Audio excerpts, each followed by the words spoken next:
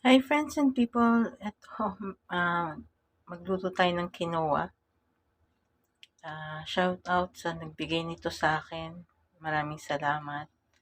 And ito nga ay maraming health benefits sa ating katawan.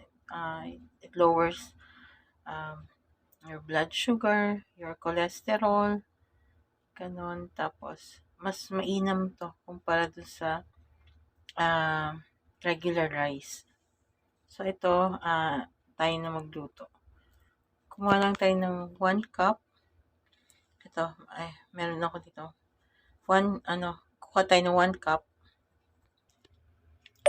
Ito yung 1 cup. And then, ilagay na natin dito sa ating, pan.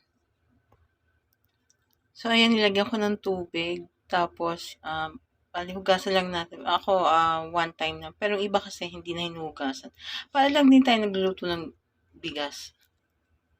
So, ito, bali na lagyan ko na ng isang 1 cup, tapos another 1 cup. So, 1 is to 2.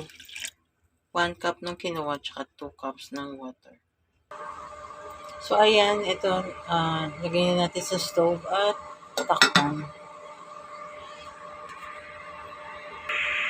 Ito, tignan na natin yung ating sinaing na quinoa.